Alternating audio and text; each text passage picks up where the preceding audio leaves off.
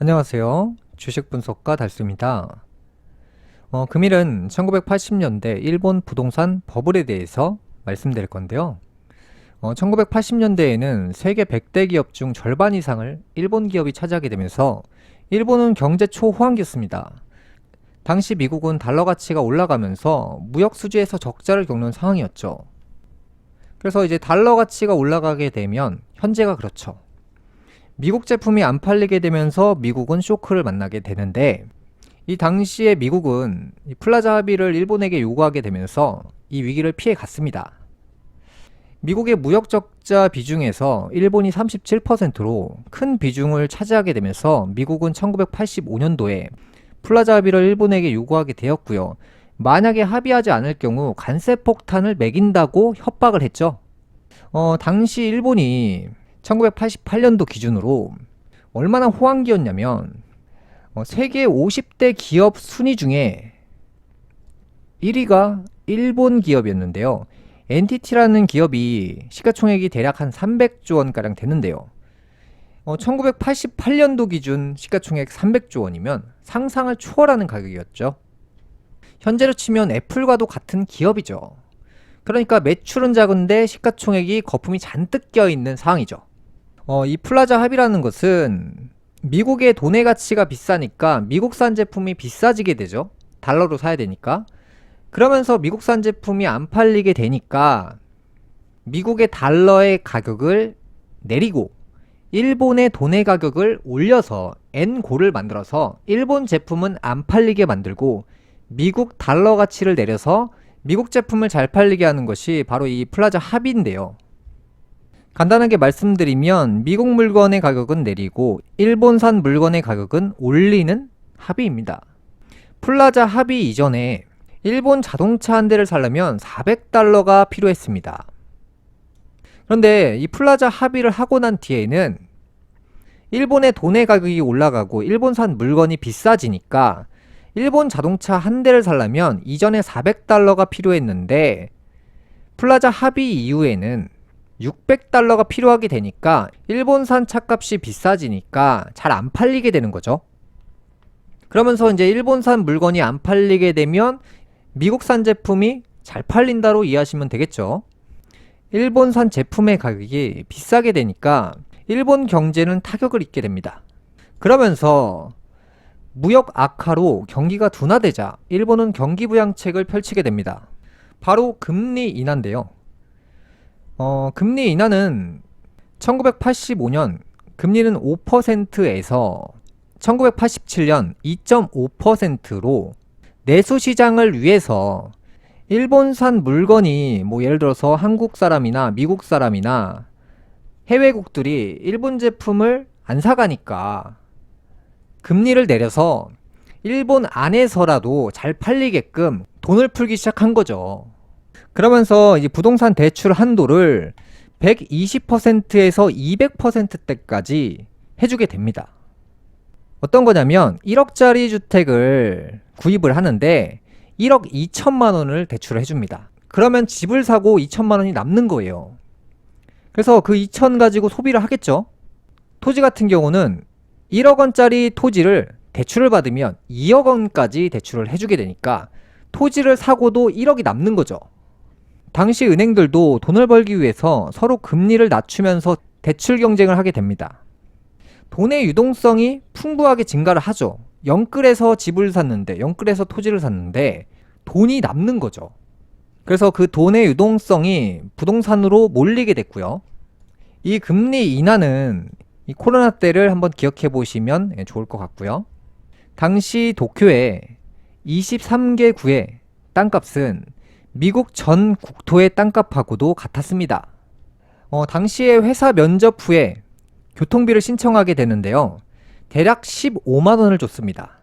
그래서 100개의 회사를 돌아서 면접을 보고 1,500만 원을 받아서 중고차를 사기도 했답니다.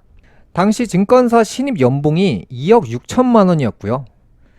딱히 부잣집도 아닌 대학생들이 뉴욕에서 헬기를 타고 샴페인을 마시며 해돋이를 보러 다녔습니다. 현재와도 굉장히 비슷한 그림들이 있습니다. 명품 테크나 명품 자동차 사랑이나 뭐 클래식카를 산다거나 아니면 오마카세를 가서 최대한 비싼 음식을 사는, 그러니까 돈이 넘치면 나오는 현상이 지금과 과거의 일본과도 굉장히 유사하다는 거죠. 그 당시에는 돈이 워낙 넘치다 보니까 생일 선물로 부동산을 선물할 정도로 돈이 넘쳤다는 거죠. 당시 일본 도쿄의 황궁터가 미국 캘리포니아 전체 부동산보다 비쌌다는 얘기가 있습니다. 그래서 이 당시에 어땠냐면 땅만큼은 사놓으면 값이 계속 올라간다라고 전 국민들이 그렇게 생각을 한 거예요. 그러니까 우리나라 사람들도 똑같죠. 땅은 절대 떨어지지 않아. 사놓으면 그래도 조금씩이라도 계속 올라가 라고 생각하잖아요. 이 당시 일본의 부동산 버블, 현재와도 똑같습니다. 시중에 돈이 넘치게 되면서 기업과 국민들은 부동산을 계속해서 매입했고요. 현재와 똑같습니다. 기업들은 대출을 통해서 빌딩과 상가에 투자했고요. 뭐 예를 들어서 뭐 강남의 꼬마 빌딩, 아니면 이제 전 국민들이 보면은 상가를 계속 지으면 지을수록 사지 말아야 되는데 계속 누군가가 상가를 한 개, 두 개씩 사잖아요. 이때와도 똑같아요. 이 당시에는 대출로 예를 들어서 A라는 건물을 구입을 하고 또 다른 은행을 가서 2순위, 3순위 대출을 또 받는 거예요. 그러면서 그렇게 만든 현금을 가지고 또 다른 부동산을 사서 또 대출을 일으키고 이런 식으로 부동산 거품을 형성한 거예요. 현재 수도권 부동산이 딱 이렇습니다. 그래서 제가 이전 시간부터 2022년 초부터 부동산 무조건 던져야 된다라고 계속 말씀드리죠. 그래서 당시 기업들이 부동산이 엄청나게 오르다 보니까 회사를 운영한다기보다는 부동산 투자를 해서 기업의 가치를 올리려고 했습니다. 그 당시에 또 심각했던 문제가 은행에서는 부동산이 계속 오르다 보니까 부동산이 상승할 것까지 예상을 해서 상승했다는 기준에서 200%까지 대출을 해준 겁니다. 예를 들어서 5억 원짜리 부동산을 구입하는데 이게 앞으로 10억 원이 되겠구나. 그러면 5억 원짜리 부동산을 사는데 10억 원이 된다는 것을 예상해서 은행에서는 10억 원을 기준으로 200%까지 대출을 해주는 거예요. 5억 원짜리 부동산을 사는데 20억을 대출을 해주는 거죠. 당시에는 집을 안 사면 바보라는 인식이 있었는데 코로나 이후에 집을 안 사면 바보라는 얘기를 했을 겁니다. 현재와도 똑같습니다. 1990년대 폭등한 일본 부동산 전체 총액은 2경 원에 달하는데요. 자, 지금은 2023년인데요. 1990년대 2경 원이면 말도 안 되는 금액이라는 거죠. 계속되는 자금 유입으로 주가는 폭등했고요. 90년대 니케이 지수는 4만으로 정점을 찍었습니다. 제가 이제 나스닥 지수가 대폭락한다 라는 얘기를 참 많이 했죠. 자, 사람들이 이 주가라는 것이 계속 오르막을 타게 되면 이게 영원할 것이라고 착각을 하는데요. 제가 그래서 미국 경제는 내년쯤이면 완전 초전 박살난다라고 하는 것들이 앞으로도 이러한 자료를 통해서 계속 말씀드릴 건데요. 계속 올라간다는 그래프만 보면 영원히 올라갈 것처럼 생각을 하게 돼요. 당시 일본 사람들도 그랬으니까요. 그런데 미국 경제가 무너진다는 것은 아무도 생각하지 못하듯이 앞으로 이 전 세계 증시나 이 부동산 경기가 과거에 있었던 사건처럼 이렇게 될 확률이 높아요. 특히나 제가 미국 증시 굉장히 위험하다고 했고 한국 주택시장 굉장히 위험하다고 했어요. 그래서 지금 대비하시라고 계속 메시지를 제가 전달하고 있고요. 20년 이상 고속 성장을 겪었기 때문에 경제 성장이라고 믿고 사람들은 일을 하지 않으려고 했어요. 그러니까 코로나 때 이후로 사람들은 일을 안 하려고 했죠. 투자를 해서 계속 돈을 벌었으니까요. 뭐 주택이 오르고 주식이 올랐으니까요. 그래서 오히려 기업들이 일할 사람이 없어서 어려운 상황을 경험하게 됐습니다. 그러니까 현재 같은 경우도 사람들이 경제 성장기에 너무 취해서 일을 잘 안 하다 보니까 최저시급을 9,000원대를 주면 일을 안 하니까 최저시급을 13,000원 줄게 제발 오세요 라고 할 정도로 사람들이 이 당시와도 똑같은 현상입니다. 힘든 일을 안 하려고 했습니다. 당시 일본의 주식시장 규모는 3,000조 원으로 미국 같은 경우 주식시장 규모가 2,600조 원이었습니다. 여기서 잘 보시면 이제 주가가 정점을 찍고 결국에는 제자리로 온다는 거죠. 그래서 이 그래프는 미국 경제가 이렇게 갈 확률이 굉장히 높아요. 미국 주식의 시세가 이렇게 갈 확률이 굉장히 높습니다. 지금 앞으로 미국이 인공지능 시장을 이끌어서 계속 성장할 거라고 생각하는 사람들이 여전히 많을 거예요. 에코프로가 앞으로 계속 잘 팔린다라고 생각하시는 분들이 여전히 많을 거예요. 하지만 주가는 10년치를 미리 반영해서 지금 오른다고 했죠.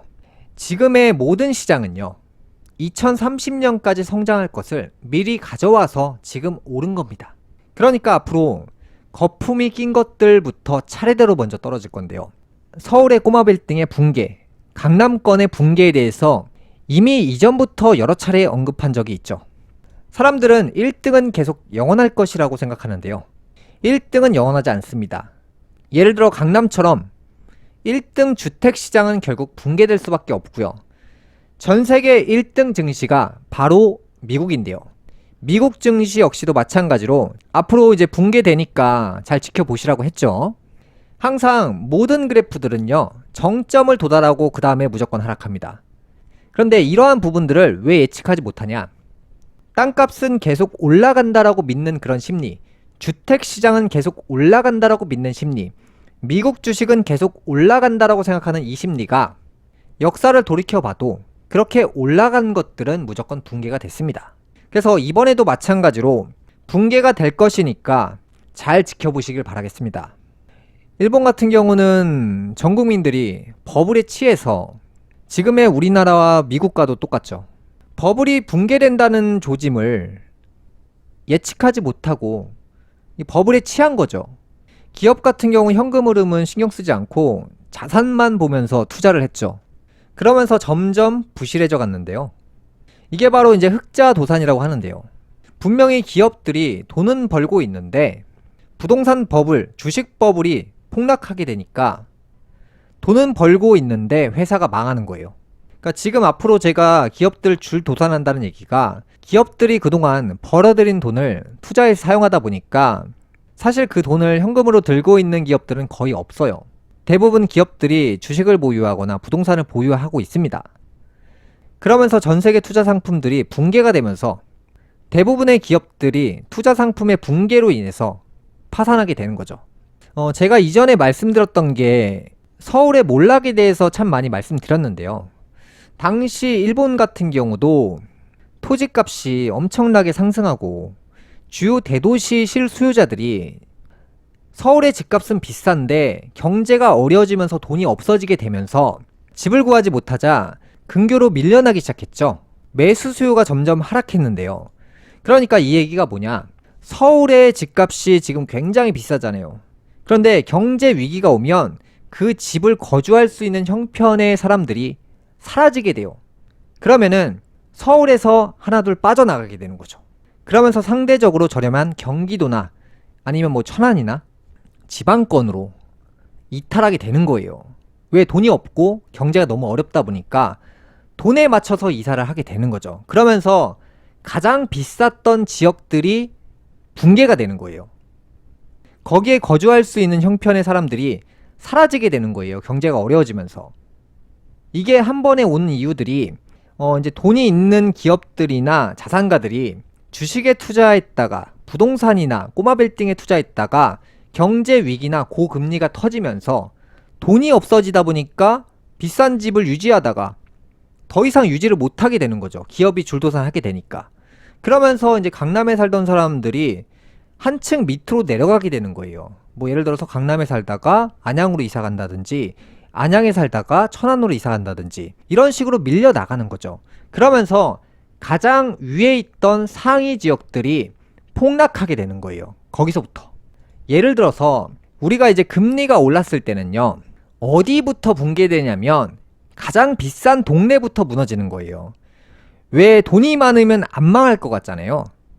그런데요. 돈이 많기 때문에 가장 먼저 망하는 거예요. 왜냐면 100억을 1000억을 운영하는 기업가가 있어요. 그 기업의 대표가 아무것도 안 할까요? 현금만 들고 있을까요? 아니죠. 주식을 투자하거나 부동산을 투자해서 100억 1000억을 운영을 합니다. 근데 이런 쇼크가 딱 오면 그 사람부터 무너집니다. 돈 많은 사람부터. 만약에 진짜 시중에 1억밖에 없어요. 그러면 1억에 맞춰서 전세를 살거나 가장 싼 값에 집을 1억짜리를 삽니다. 그러면 이분들이 경제 위기 터진다고 망합니까? 1억짜리를 내가 대출받아 샀는데 금리가 3%에서 6%가 됩니다. 그 망합니까? 안 망해요. 이런 경제 위기가 오면요, 돈이 없는 사람들은 안 망하고요, 돈이 있는 사람 지역부터 망해요. 그래서 경제 위기가 터진다는 것은 이 경제에 밀접한 매출을 많이 일으키는 그런 기업을 운영하는 사람들, 사업하는 분들부터 붕괴가 되기 때문에 사실 평범한 사람들은 망할 일이 없어요. 그래서 제가 위험하다고 하는 지역들이 지방권이 위험하다 이런 얘기 한 적이 없잖아요. 제가 이전 시간에 말씀드린 게 강남의 몰락이다. 왜 그런 말을 했을까요? 돈 있는 사람일수록 오히려 망할 확률이 더 높습니다. 지금부터는 버블 붕괴 시작에 대해서 말씀드릴 건데요. 자, 일본의 기준금리가 인상을 하게 됐는데요. 1990년대 인근이죠. 지금 미국이 금리를 0% 인근대에서 5% 인근대까지 급격하게 인상을 했잖아요. 이 당시의 붕괴도 마찬가지였습니다. 1989년 말에 일본 중앙은행 총재가 교체되면서 일본의 자산시장 버블을 잡기 위해 금리 인상을 했는데요. 금리는 2.5%에서 6%까지 급격하게 인상을 했습니다. 하지만 여기서 집중해서 보셔야 되는 것은 금리 인상을 했다고 해서 효과는 바로 나오지 않습니다. 그러니까 금리를 급격하게 올리면 시장이 무너질 것 같죠? 네, 무너지지 않습니다. 금리 인상을 했는데도 불구하고 1990년대까지 부동산 가격은 안정화되지 않았고요. 여기서 제2차 타격을 하는데요. 1990년 4월 대출 규제 총량을 발표합니다. 신규 부동산 대출을 전면 금지하게 된 거죠. 지금 우리가 미국에서 금리를 0%대에서 5%대까지 급격하게 인상을 했고요. 시장은 잠깐 요동을 치더니 내려갔다가 급 반등을 했죠. 그러면서 지금 주식시장이 다시 반등을 했고, 그 다음에 주택시장이 올해 다시 반등을 했죠. 그런데 항상 폭락은요, 바로 오지 않는다는 거예요. 당시 대출 규제 총량 발표로 기존 대출 한도를 200%대에서 70%로 제한을 하게 됐고요. 집을 사려는 사람이 사라지고 사람들은 빚독촉을 받게 됩니다. 그러면서 주가는 곤두박질을 치고요. 투기성 매물이 넘쳐나게 됩니다. 매도하는 물건들이 넘치게 된다는 거죠. 제가 이 부분도 이전에 참 많이 말씀드렸어요. 나중에 우리가 시간이 지나서 뒤로 갈수록, 내년이 넘을수록 나중에는 매도 물량이 넘치고 매수하는 사람은 거의 없기 때문에 부동산이 한 번에 폭락하는 거예요. 그래서 이 당시에 부동산 시장이 80% 폭락했고요. 부동산 비중이 높은 금융기관들은 줄도산하게 됐습니다. 주택담보대출을 해준 은행들이 줄도산한 거죠. 제가 2금융, 3금융 같은 1금융이 될 수도 있습니다. 이런 은행들이 망하는 이유가 주택이 붕괴되면 결국에는 그 돈을 빌려준 사람이, 빌려준 은행이죠, 망하게 되는 거예요. 그게 줄도산이에요. 항상 이런 조짐이 보일 때는 누가 등장하냐? 폭락에 돈을 버는 주체들이 등장을 하는데요. 당시 공매도 폭탄에 시장이 60% 폭락하게 됩니다. 그러니까 현재도 공매도 세력들이 타이밍을 노려서 갑자기 등장한다는 거예요. 시장이 오를 때 돈을 버는 주체가 있고, 시장이 내려갈 때쯤 대폭락이 오는 시점을 계산해서 공매도 폭탄을 투하하는 집단이 있습니다. 당시 3억 원이었던 도쿄 주택은 3천만 원까지 폭락했고요. 뒤늦게 일본 정부에서는 경기 부양을 하려고 했으나 안일한 대처로 경기 침체는 악화되었고요. 고령화로 인해서 생산 인구가 정점을 찍고 감소하면서 경기 침체가 장기화되었는데요. 현재 노동시장이 어떻죠? 일할 사람이 없잖아요. 너무 과열됐고 기업들이 그래도 운영이 되고 있으니까요. 버블일 당시에는 일자리가 넘쳤고요. 제가 이제 한국에 해고 열풍이 분다라고 했죠. 이런 식으로 일자리가 감소하고 주택시장이 붕괴되고 여러 가지 악재들이 다 이제 겹치게 되는 시점이 앞으로 지금이 아니라 내년 정도면 올 확률이 굉장히 높은데요. 일자리가 없으니까 어떻게 됩니까? 일자리가 감소하면 사람들이 월급을 못 받죠. 월급을 못 받으면 그 월급을 타서 인근의 식당에 가서 음식을 사 먹거나 소비를 하거나 해야 되는데 그 돈이 없어지는 거예요. 실업자가 많아지니까. 그러면서 이제 실업자가 많아진다는 것은 내가 이제 일자리를 잃지 않는다는 전제하에 대출받아 집을 샀는데 그 돈을 납부하지 못하니까 그 집을 처분한다는 거죠. 이렇게 연쇄적으로 터진다는 거예요. 이런 것들이. 일자리라는 그 기본적인 자원의 샘물이 끊기게 되면, 예를 들어서 기업들이 줄도산하게 되면 월급을 못 받으니까 그러니까 집을 팔려는 사람들이 엄청나게 증가한다는 거예요. 고금리여서 집을 유지 못한다, 이런 분들은 거의 없잖아요. 진짜 문제는 일자리를 잃어서 월급을 한 푼도 못 받게 되는 상황이 온다는 거예요. 일자리가 기해지고 노동의 평균 임금이 줄어든다는 거예요. 그러면 10억짜리 아파트가 7억 되고 6억 되고 5억이 될 수밖에 없어요. 돈의 양이 줄어들면. 유동이 줄어드는 거잖아요. 그러면 해고당한 사람들은 주택부터 던지게 되는 거예요. 어쩔 수가 없어요, 이거는. 금리가 오르면 이자를 일을 해서 더 내면 돼요. 투잡을 해서 더 내면 되는데 일자리 자체를 잃게 되는 부분은 사실은 방법이 없어요.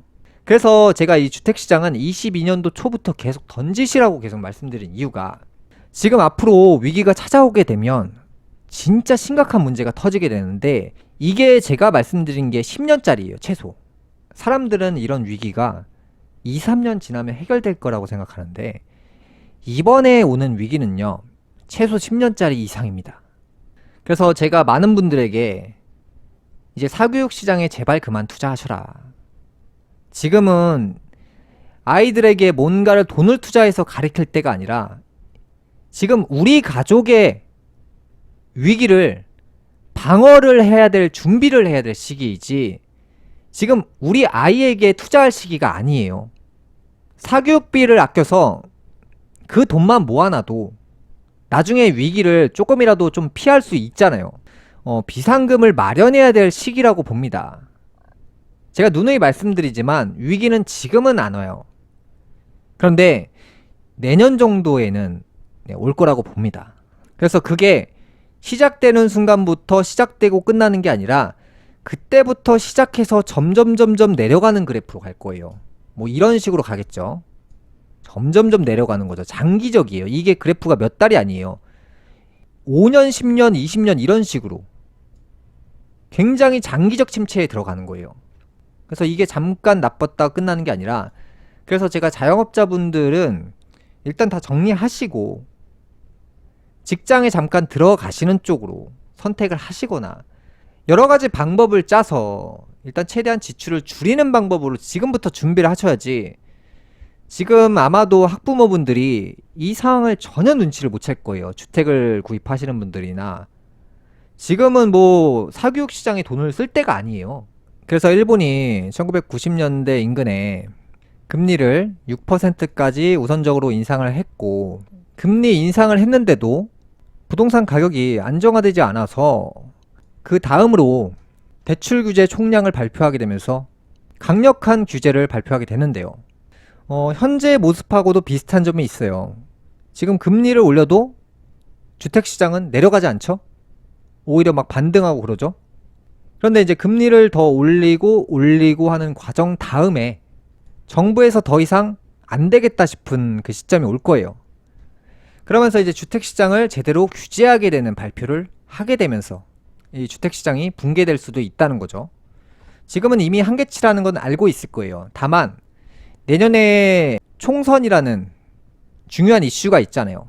그래서 이제 규제가 좀 완화되는 형태로 가고 있고, 그래서 과거랑 현재를 조금 비교를 하면서 제가 말씀드리는 거고요. 흘러가는 형태는 거의 비슷합니다. 이제 금리 같은 경우도 한번 올렸다가 뒤늦게 금리를 인하를 하게 되면서 경제는 좋아졌냐? 아니요. 자, 한국이 금리를 올렸다고 쳐요. 그러면 금리를 올려서 경제가 나빠졌다고 사람들이 생각하죠. 그러면 금리를 다시 내리면 경제가 다시 좋아질 거라고 생각하시는 분들이 많을 거예요. 그런데 이 당시에 금리를 급격하게 인하했는데도 경제는 장기적으로 하락기에 들어가게 됐습니다. 일본의 주거용 부동산 가격인데요.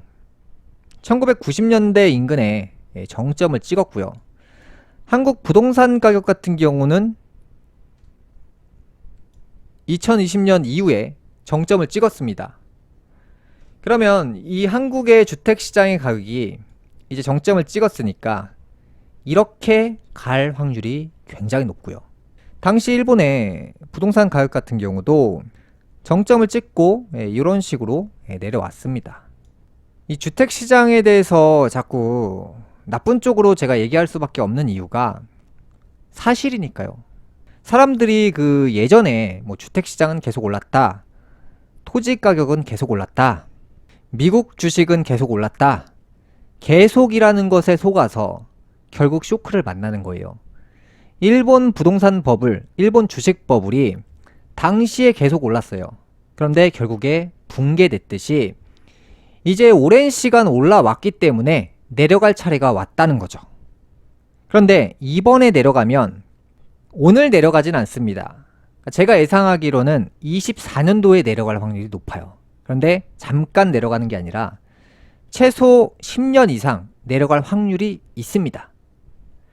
그래서 제가 이제 팩트로 말씀드리는 건 서울에서 특히 이제 강남권 가장 비싼 지역이 크게 무너질 거예요. 그래서 그 지역을 이탈하는 사람들이 아래로 내려가겠죠. 그 다음에 미국의 주식시장이 굉장히 위험하고요. 앞으로 이 경제 위기를 잘 준비하시길 바라겠고요. 또 다음 편에 또 재미난 이슈를 제가 만들고 있으니까요. 조금만 기다리시면 다음 편을 또 올리도록 하겠습니다. 금일 방송 여기까지 하겠고요. 다음 시간에 뵙겠습니다. 감사합니다.